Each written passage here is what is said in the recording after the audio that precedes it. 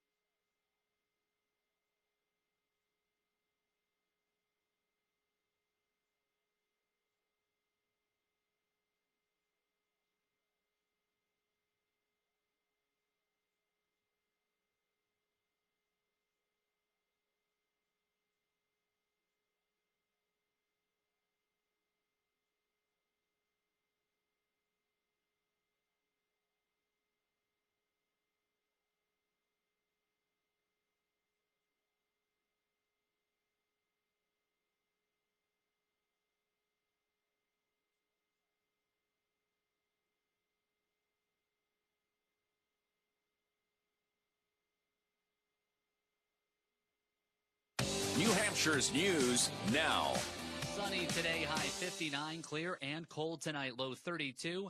Good morning. I'm George Morris. Here's a look at the stories we're following. The Massachusetts trooper caught on film beating a man in a Nashua traffic stop in May says he did not commit a crime. Lawyers for Joseph Flynn say he was simply doing his job when he punched Richard Simone after a 60-mile police chase. A New Hampshire trooper has pleaded guilty in the case. A new report says the Department of Children, Youth, and Families should double its staff to keep up with its caseload. The report coming in the wake of 2 deaths. Transgender students in Rochester schools now have a clear policy about where they can change and which restroom they can use. The policies come as part of a directive from the White House. For news anytime, visit us online at WGIRAM.com or NewsRadio967.com. I'm George Morris for News Radio 610 and 96.7, New Hampshire's news, traffic, and weather station.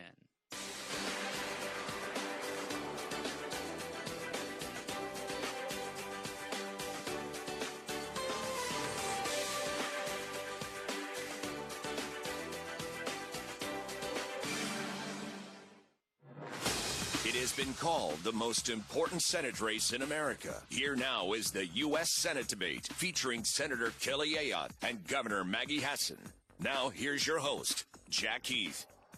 Good morning and welcome to our debate. We thank our friends at Eastern Bank and Renaissance Firearms. From a coin toss before with each campaign manager, it was determined that Senator Kelly Ayotte will open first, Governor Maggie Hassan second, and then the closing remarks, it will be Governor Hassan first, Senator Kelly Ayotte second. I went over the format earlier. I want to get right to it, and then the issues. Opening remarks, Senator, thanks for being here. Thank you so much, Jack. I'm very glad to be here today. It's an honor to be here also with Governor Hassan. This is a very important election for our country, for the future, for our children, and I've been honored to serve New Hampshire, to work in a bipartisan way to address issues like our heroin epidemic, helping get the Comprehensive Addiction and Recovery Act passed, working with Senator Shaheen to help get our veterans better care locally, and we know there's so much more work to do there to get that right for our veterans, working to support our shipyard and the great workers there, and helping to get our guard unit that first tanker, the new tanker that they're going to receive. I've worked in a bipartisan way. I've found a way to get things done. I'm running again because there's so much more work to do to help our small businesses create good paying jobs. Unfortunately, there's too much push for higher taxes and regulations on our small businesses, and that's a big difference in this race. And then to keep our country safe in a dangerous world, things like the Iran agreement, making sure that the largest state sponsor of terrorism can't have access to nuclear weapons. I've strongly opposed that agreement. The governor supports it.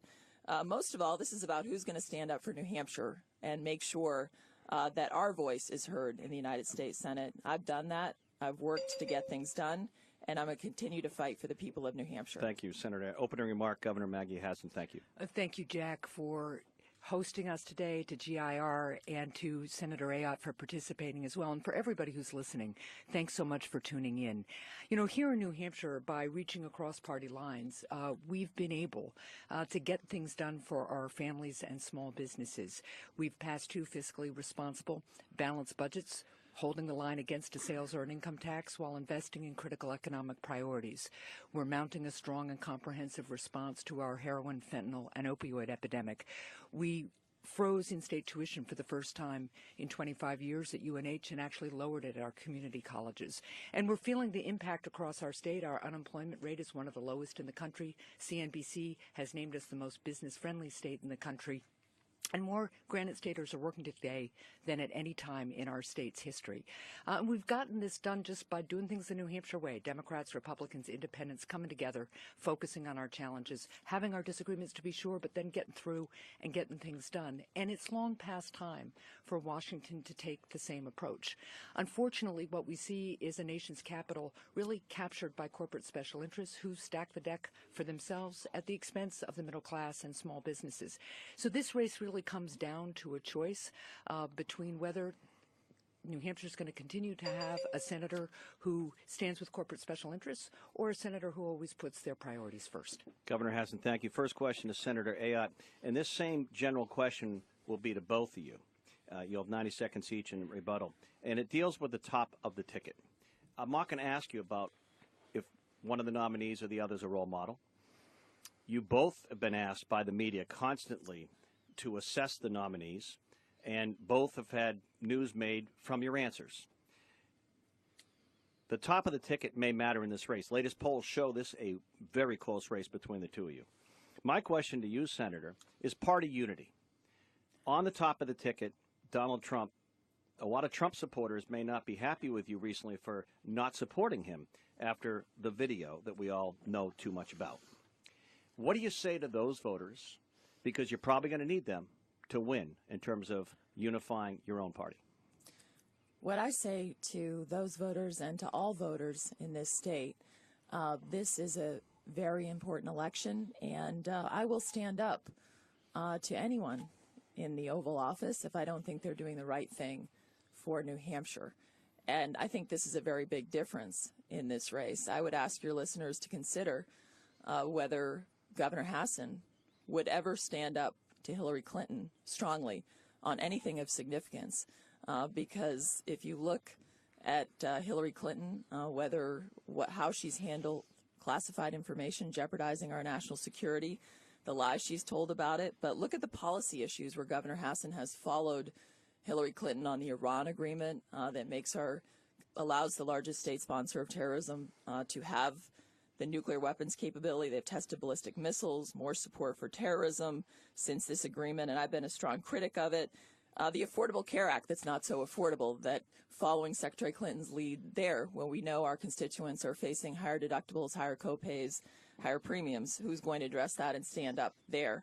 And finally, Secretary Clinton has proposed massive spending increases, $1 trillion tax increase, and we know that Governor Hassan has a long history of supporting many tax increases on New Hampshire folks, from small businesses to campsites to car registrations.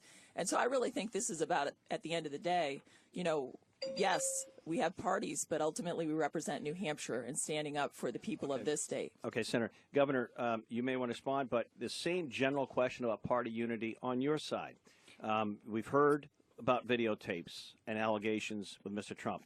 On the Democratic side, we've heard about email leaks and some defensiveness with Hillary Clinton.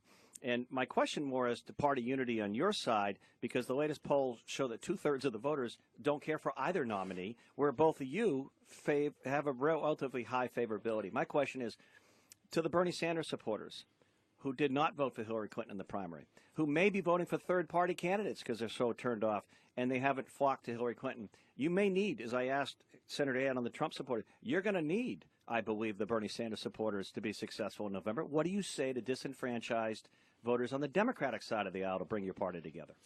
What I've worked to do as governor, and what I hope to be able to do in the United States Senate, is build a future for our country where hardworking people know that if they're working every day, they can get ahead and they can stay ahead, where we grow our middle class so we're all thriving together, and where parents are confident again that their kids are going to have a better future. That's the vision that Democrats share.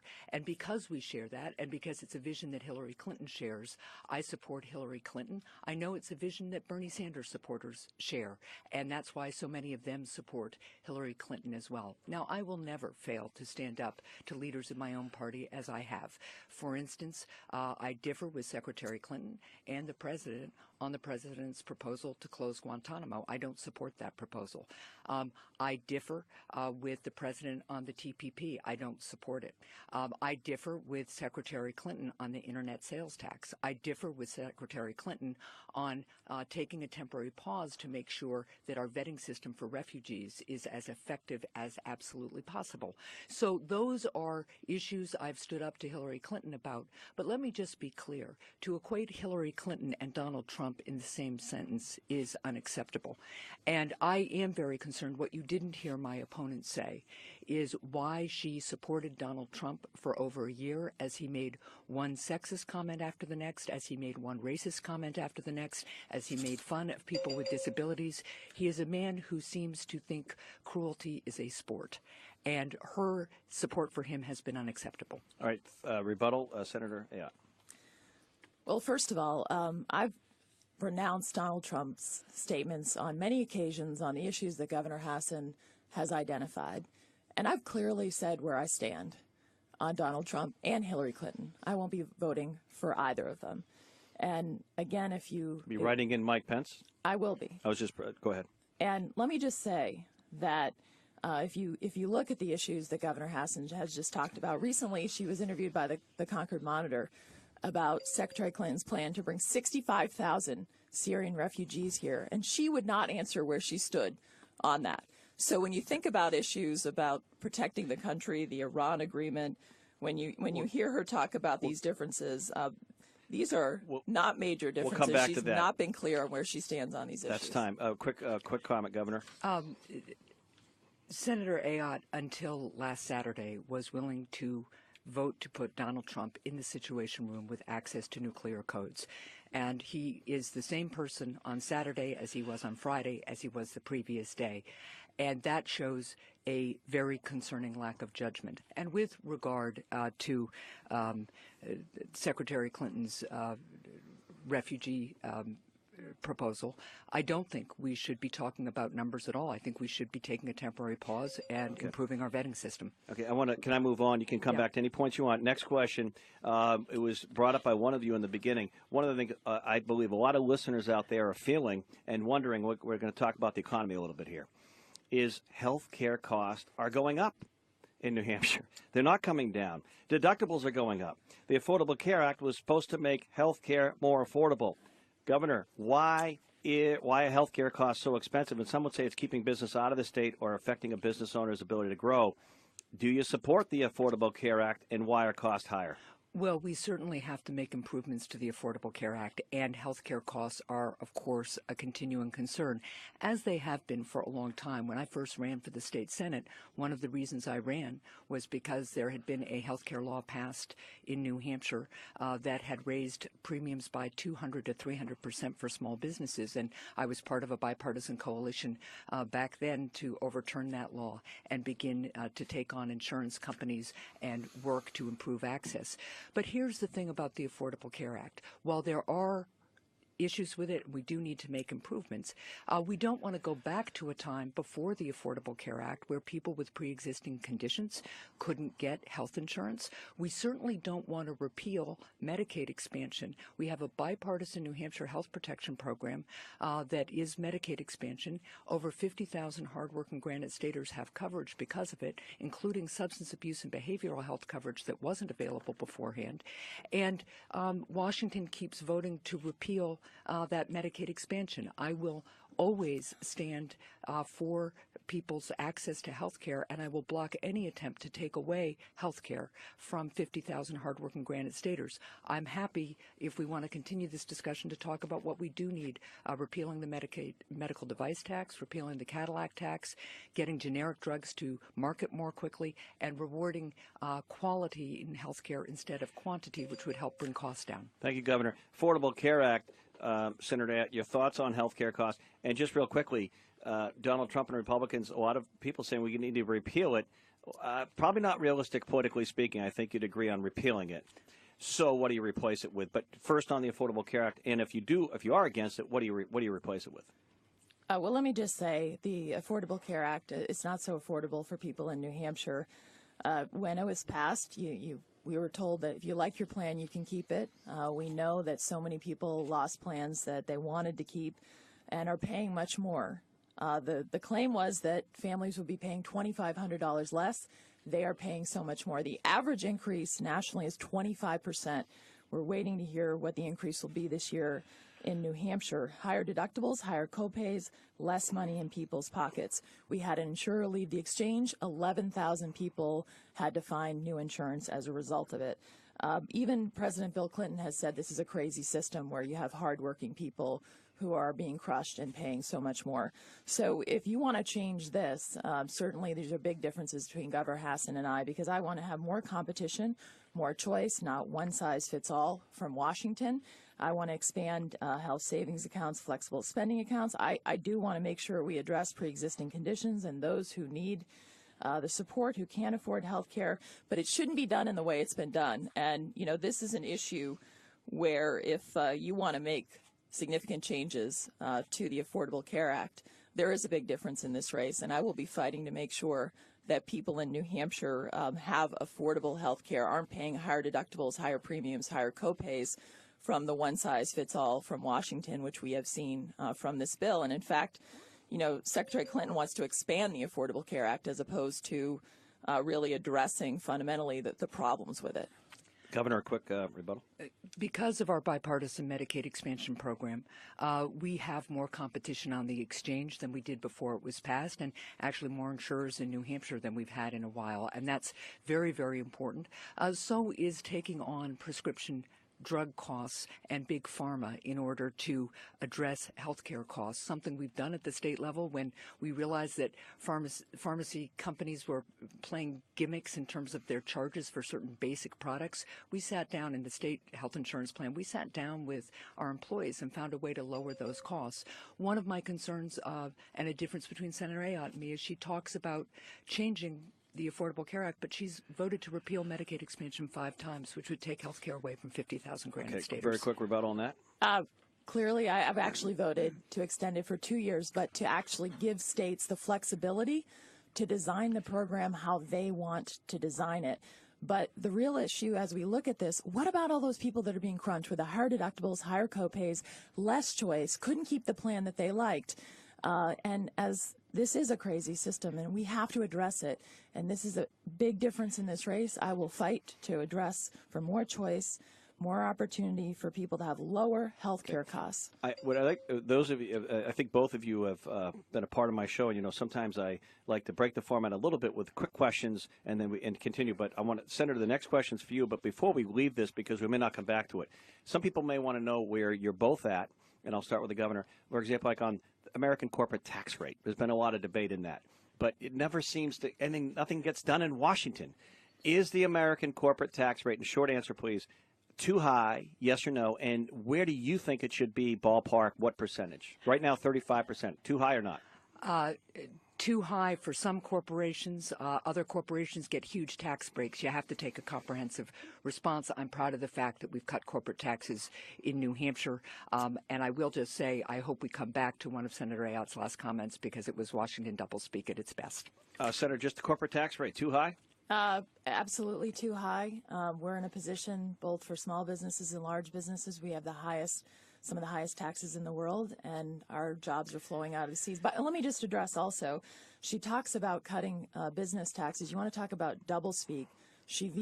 Governor Hassan vetoed the budget because of the business tax reductions and is now taking credit for those business tax reductions. I'm going to come back to some State House type stuff or state issues in a moment. And before I get to the debt, one other quick question. You were talking about health care costs, and some people may want to know this. Medicaid expansion has been brought up a lot, and you both can come back to this on your own.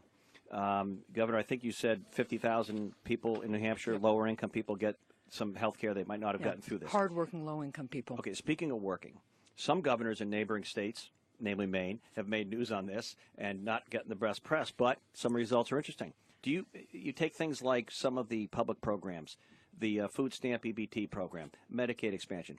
Do you think, and one of the former gubernatorial candidates this cycle on the Republican side, Senator Forrester, just raised, should we have any kind of work testing if someone can do some part-time or full-time work to get them off some of these programs if they can, or do you think that's unacceptable? And that's just a quick question for both of you, and then I want to get on to our format.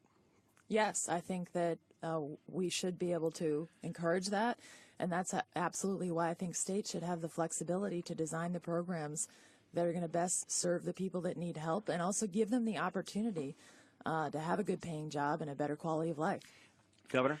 Let's just go back to one thing. The concern I had about what Senator Ayotte said when she said she voted to extend Medicaid expansion. She has voted to repeal it 5 times, and the extension she's talking about says she'll wait a year or 2 before she takes away health care from 50,000 hardworking granite staters. So that's what I referred to as Washington doublespeak. Well, now, okay, hold on. But let's talk about getting people off of public assistance. I have a Gateway to Work program proposal that right now is being blocked by Republicans in the state legislature, but I'm hoping that we will make progress on it, and it would help people get into the workforce off of public assistance. So you're not opposed to that kind of concept? No, but what we also know is that access to health care, transportation, and child care are some of the major reasons people don't get off public assistance, and it's why Medicaid expansion is so important. And I've got story upon story about people who got to work because they got health care. Thank you for answering that. We'll come back. Washington doublespeak, or can I move on? No, here's the situation. So I have voted for more flexibility for 2 years so that we can come together and actually address the issues of rising healthcare costs. And, you know, we didn't hear Governor Hassan answer whether she would support the work requirement with Medicaid expansion, or that's something quick that question, she would though, look but at. she said, do you in a year or two want to take away the Medicaid expansion? I want to address it to make sure that I would not pull the rug from people who have it, but I want to make sure there's more flexibility to states on how to address and serve the people best of their states. Senator, the next question's for you with 90 seconds. Governor, 90 seconds, and then 30 seconds. But I'm allowing the back and forth on substance, if you notice, which is, I think, refreshing for a lot of listeners. The debt, the national debt. It changes. It's going up. It's closer to, I think, 20 trillion than 19. Is it a problem? And specifically, let me start with you, Senator. Tell me some specific ways we could cut it. Is it programs? Would you cut a program? How can we cut the debt, and is it a problem? Because you don't hear much about it in the national media. Yeah, national debt, $19 trillion in debt. It's totally unacceptable. As the mother of two children, for all of us, the future.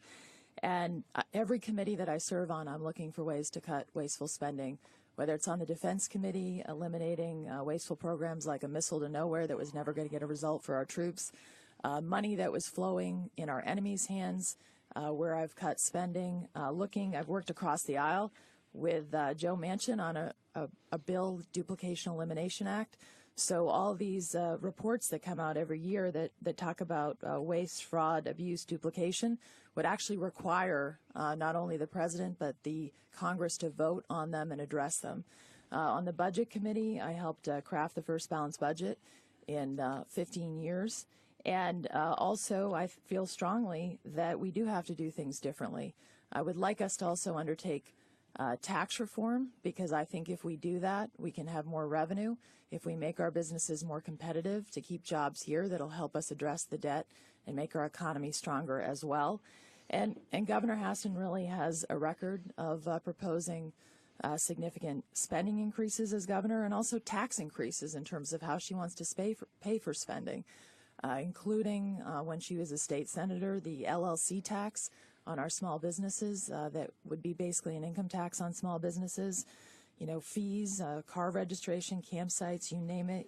She wants to tax it. I don't think that we should be taxing our way to addressing the debt. The original question, Governor, was with the debt, national. Is it a problem? And if so, how would you lower it? And you can address any other points in that. Yes, it's a problem.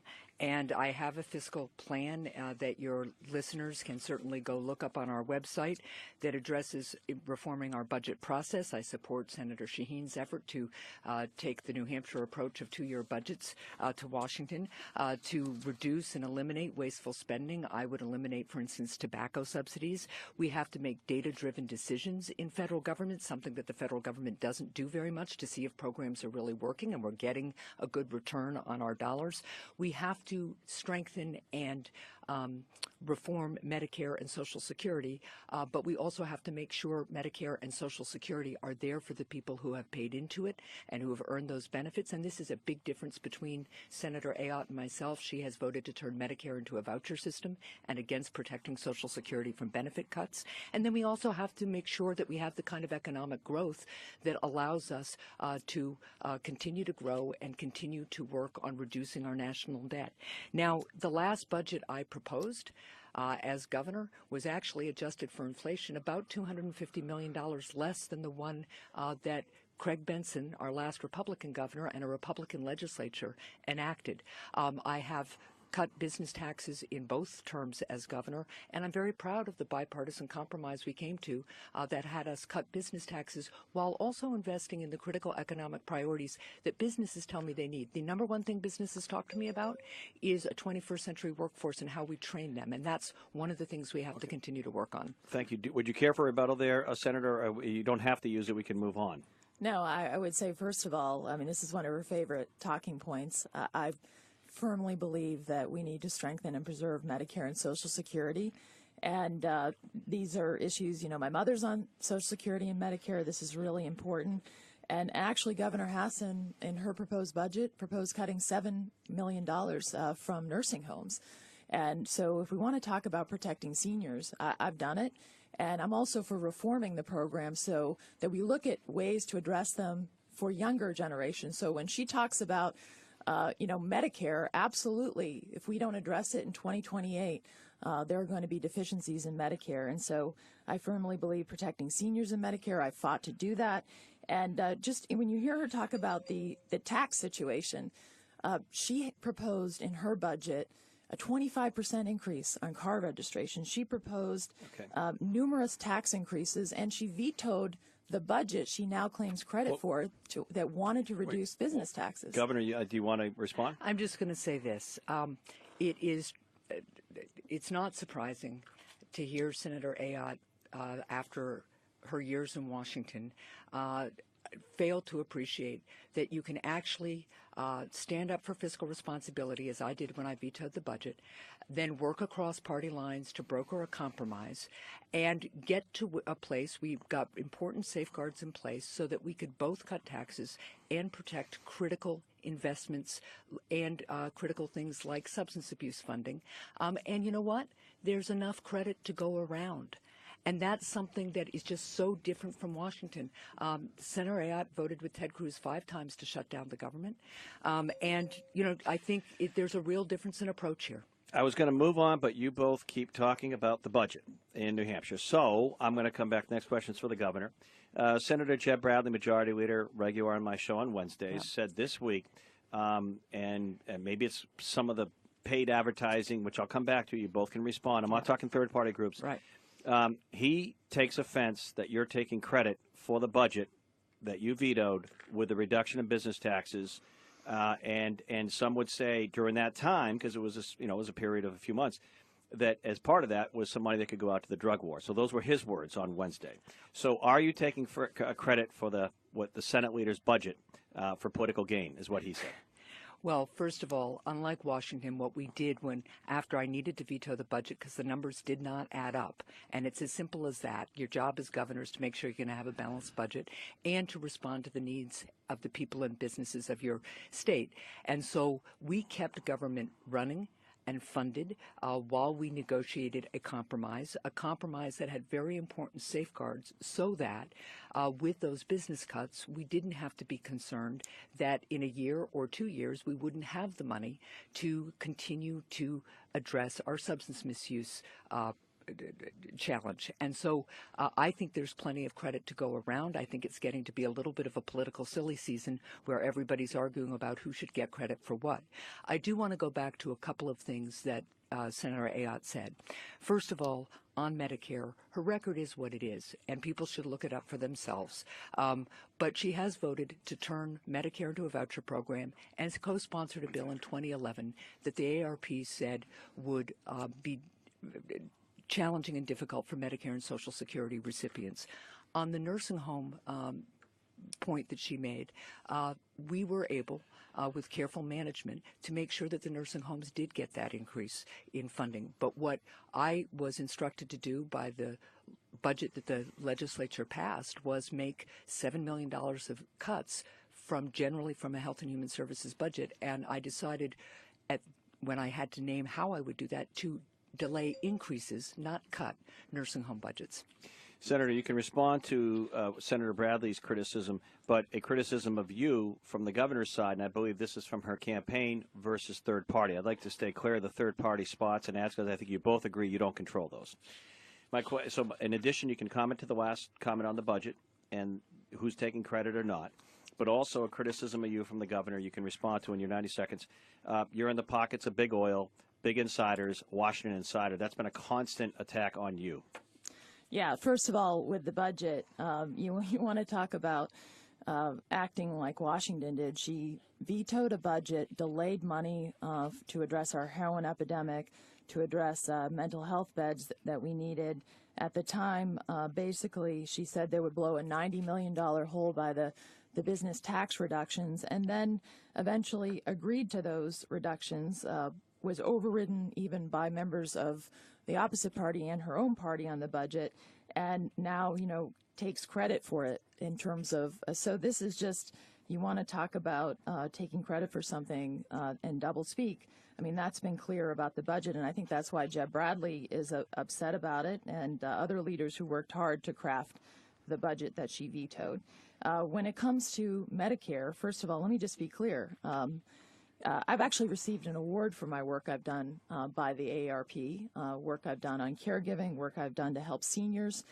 And in terms of Medicare, we do need to preserve it. I voted to preserve and strengthen Medicare Part B, stop Medicare Advantage cuts, to make sure doctors' rates aren't cut. And I'm certainly not going to do anything to harm my mother or any senior on Medicare. I want to preserve it and strengthen it. But for the younger generations, I have supported giving them choice of whether they want Medicare as it is or they want to have other choices, but not for anyone at or near retirement. And so for her to say that we shouldn't look at different ways to address lower costs for Medicare when I am making sure that people can have the Medicare so it doesn't go belly up, that's basically not wanting to solve this problem. Okay. Thank you. Governor, you have time for rebuttal. Okay. So first of all, on Medicare and on big corporate special interests, Senator Ayotte has failed to stand up to Big Pharma, which is a major funder of her campaign, to allow Medicare to negotiate for prescription drug prices. She's voted against allowing the importation of prescription drugs from Canada, which would certainly help us lower our costs, including in Medicare. And she has failed to, I think she's voted against allowing generic drugs to get to market more quickly. She's also stood with Wall Street in voting against closing tax loopholes for hedge fund managers. She's stood with big oil over and over again at the expense of our natural resources.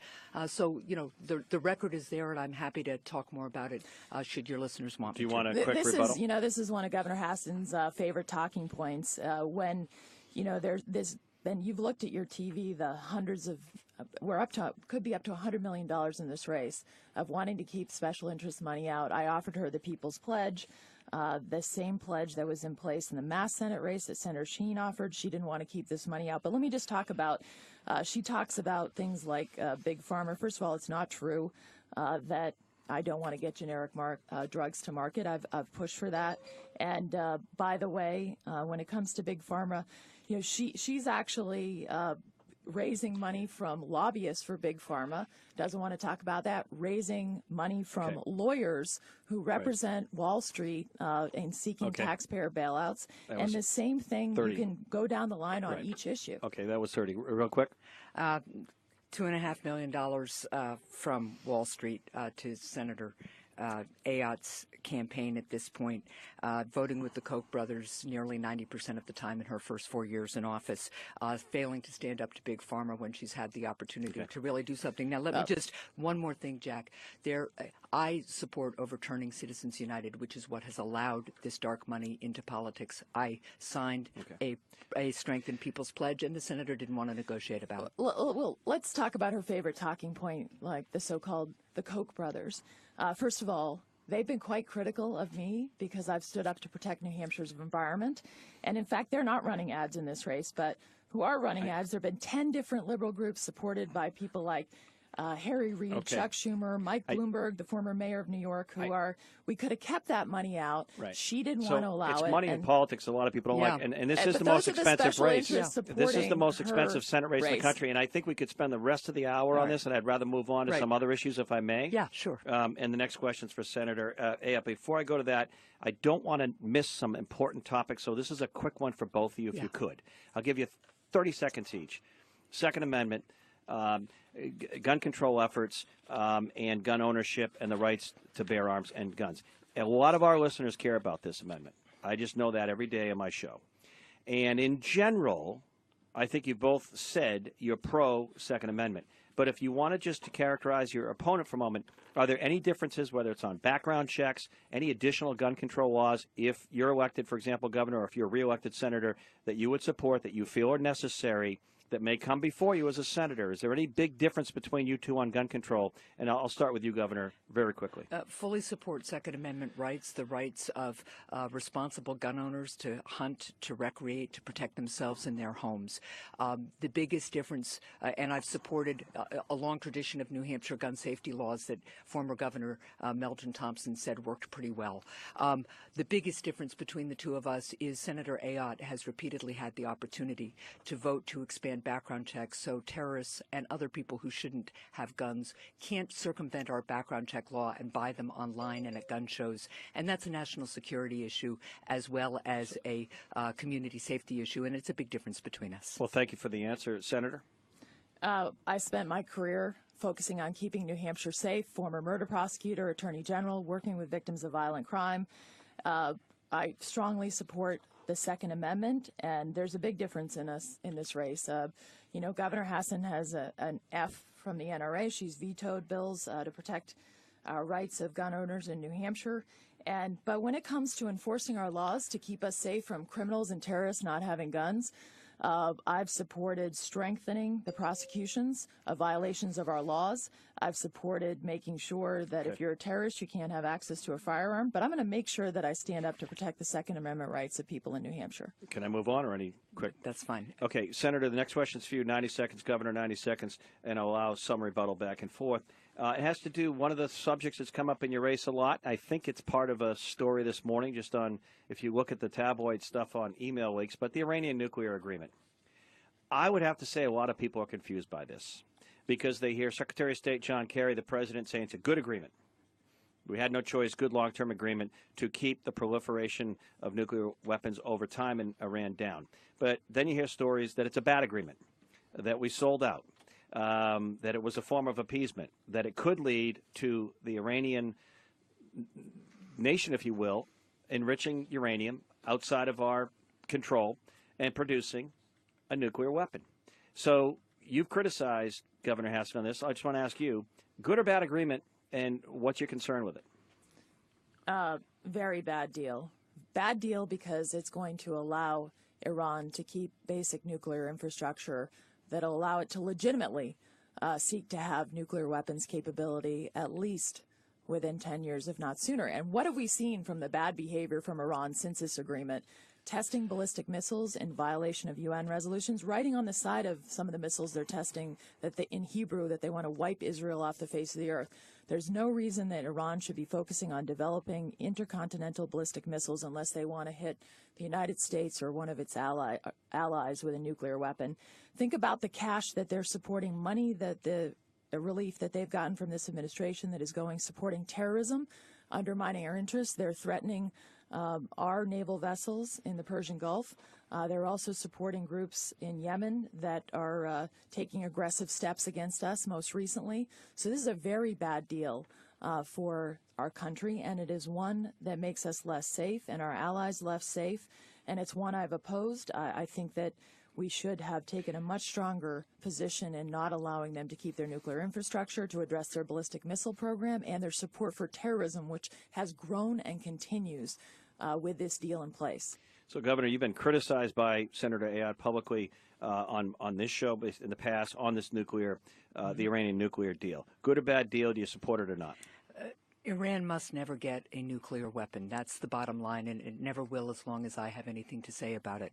Like Senator Shaheen and foreign policy and national security experts in both political parties, I think that this is an imperfect but important agreement, and it is the first step in many that we need to take to continue to hold Iran accountable and continue to protect Israel, among others. One of the things your listeners should know is that the Israeli military chief of staff said that this deal removed the biggest threat to Israel's existence, and he and many other military leaders in Israel support this deal, not because it's perfect, but because as a result of the deal, Iran has destroyed much of its nuclear infrastructure and is much farther away from getting a nuclear weapon than it was before the deal was made. And that's at the end of the day what this is about. We need to do more to help Israel maintain its military superiority. We need to do more to hold Iran accountable. I would support extending the Iran Sanctions Act, but at the end of the day, when you listen to Israeli military leaders, this has removed the most significant threat to Israel's existence, and it's a first step in many. Senator, you get a rebuttal? I would listen to the leader of Israel, Prime Minister Netanyahu, who called this a historic mistake. And the people of Israel and their highest level officials, including their defense minister, continue to oppose this agreement and are concerned when they know that there are ballistic missiles being tested that are written in Hebrew on the side that say we must wipe Israel off the face of the earth. And they have a regime that denies the Holocaust, that continues to promote aggression against Israel by supporting terrorist groups like Hamas and Hezbollah. To say that Israel supports this agreement is not the case. And by the way, when she talks about stopping Iran must not have a nuclear weapon, well, this agreement enables Iran to have the infrastructure to have the nuclear weapon. I'm going to stay on this quickly because I want to get to some other foreign policy and real quickly. Please, both of you. The next president, if you're in the Senate, may ask for authorization if it is determined that Iran is not living up to this agreement. And they do have a nuclear weapon ready to go. And Israel Mossad intelligence tells us that it's verifiable. How far should we go in stopping them? In other words, should it be taken out? If you had a vote and the president was asking you. That's quite a hypothetical in the sense that, look, everything's on the table to protect the United States of America, right? And everything's on the table to protect Israel because Israel and the United States have an unshakable alliance based not only on our joint security interests, but on our values. We need to do everything we can to keep Israel secure and to make sure that it preserves its democratic and Jewish character. That is for sure. We have a real difference of opinion, the Senator and I, about this. Before this agreement, Iran was under the cloak of darkness developing a nuclear weapon, and people estimated it had a 2-month breakout time. This is an imperfect agreement, but it keeps us safer, and we have to keep working to do other things as well. Senator, you can move on? I think this issue is far from imperfect. It's just a bad deal. Next question for Governor. Syria's in the news a lot. Yeah. By the way, isn't it refreshing to our listeners? You're listening to a debate in the U.S. Senate. Governor Maggie Hassan, Senator Ayotte, thanks to our friends at Eastern Bank and Renaissance Firearms. It's commercial-free, but isn't it nice to hear issues? Just a comment from yours truly. Governor, Syria, very important situation, and it is in complete and utter mess. Assad, killing of children and women, a civil war, basically. And we could do a whole hour or two on this. I think you both would agree. But what should our role be there? And there's been debate on the presidential side about this. Did we, by not getting involved in that civil war a few years ago, create a vacuum for ISIS to form? Should we go in? Should we go in and punish Assad for what he's doing? Should we stay out? A lot of people want to know. And we have veterans on the line here. Yeah. We have troops there. We may not talk about it, but there are troops fighting in and around this. It's the big untalked about story. Yeah. What do you think about, and I know it's only 90 seconds, but what do you think about what should our role be in Syria? Well, first of all, we have to do everything we can to destroy ISIS, and I've laid out a plan in my national security plan to do that. We need to increase airstrikes. We need to continue to surge our special operations, especially to go after command and control, and surge our intelligence in Iraq. We're going to have to work with our international partners to allow them to arm moderate forces like the Kurds in Syria. It is long past time as well for the United States Congress to take up, debate, and pass an authorization of use of military force so the American people actually understand what it's going to take ISIS out. And I'm very disappointed that Congress hasn't done that to date. Now, we also know that in recent weeks, Russia's behavior in Syria has been outrageous. I think it's appropriate that Secretary Kerry called for an investigation of their actions as potential war crimes. And I think we're going to have to look at going after Assad's positions as well, because the Syrian regime has been brutal to its own people, and it looks as if they may have committed war crimes as well. We're going to also have to work with the international community, and this is why it's so important to have a strong international community to look at what a post-Assad stable Syrian government would look like. And, you know, it's one of the reasons that I'm so concerned about the Republican topic of the ticket. Syria, Senator, you've been there. I mean, you've been in the region as a sitting senator. I've been to the refugee camps in Jordan that many of those who have been murdered by the Assad regime have gone to and fled to. What should our role be? First of all, this is about American leadership, and when you have a president who lays out red lines and then doesn't follow through, and you have a situation where then your allies feel that they can't count on you and your enemies feel emboldened. And so this is about strong American leadership, number one, to defeat ISIS. And we have to understand that one of the things that during my time on the Armed Services Committee, the military leaders wanted to keep a follow-on force in Iraq because they were concerned that there would be a vacuum created. In fact, the president, fulfilling a campaign promise supported by Secretary Clinton, of course, who was the Secretary of State, pulled those troops out, and then the vacuum was created in Iraq, and now Syria, where you have ISIS forming this caliphate. So absolutely, we need to defeat ISIS. We need to destroy them because they represent this threat that we face from radical Islamist terrorists that want to destroy our way of life. That means we need a strong plan from this president, and one of the reasons he went to the Congress with an AUMF and members on both sides of the aisle on the Foreign Relations Committee couldn't put it out, couldn't support it because there was no, in my view, a strong plan to destroy ISIS, which does include more military strikes, giving our men and women in uniform, who, by the way, there are 4,500 of our men and women in uniform on the ground right there, and there's been creeping incrementalism, but absolutely give them the rules of engagement to take out ISIS, give them the strong American leadership, and engage our allies Senator, thank you. Both the Arab world and NATO to help destroy ISIS. Governor, quick, you get a rebuttal on this, but one thing that Senator touched upon is a quick question I was going to ask, so I'll let you get it out of the way with an answer as well. She said we should not have reduced. The reduction of force in Iraq was a mistake, even though it was a political promise the president has made. Did we withdraw too fast there? Do you think if you had a say in the matter, would you have kept more troops there to kind of stop that vacuum? And then a follow-up on Syria or anything you want as a rebuttal. First of all, we were misled into the war in Iraq by President George Bush and his administration. And secondly, it was President George Bush who made the commitment to withdraw those troops.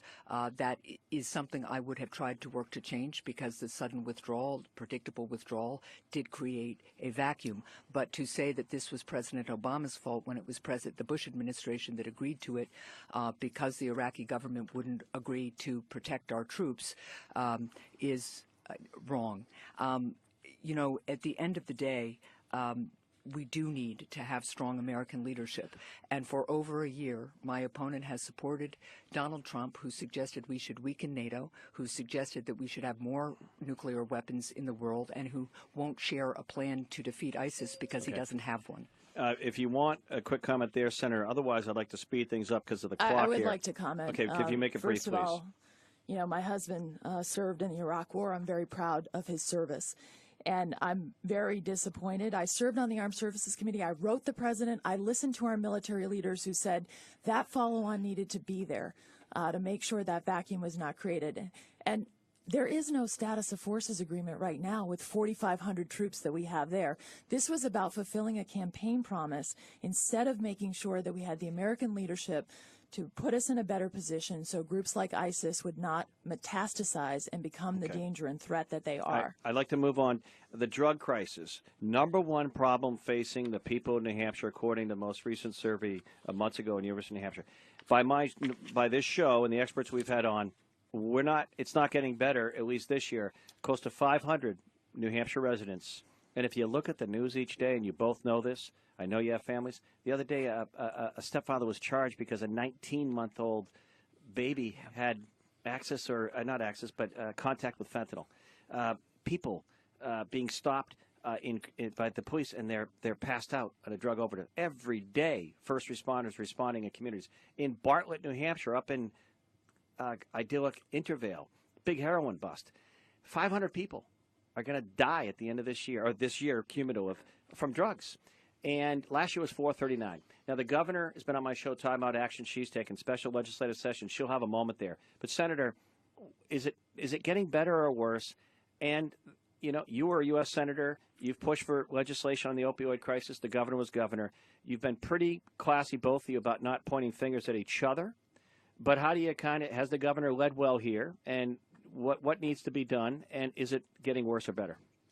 Well, Jack, I think this situation, unfortunately, we continue to lose people. So it is getting worse in some ways, because I know that I keep meeting parents who have lost someone that they love, lost a son, a daughter, a brother or sister, and it's devastating. So at the national level, I worked for 3 years on a bipartisan basis. Two of us were Republicans, 2 Democrats came together and really went to the people on the front lines to put together a bill called the Comprehensive Addiction and Recovery Act, focusing on the best really programs and focus from the federal level. Can't do it all there, but to focus on those programs in prevention, treatment, and recovery.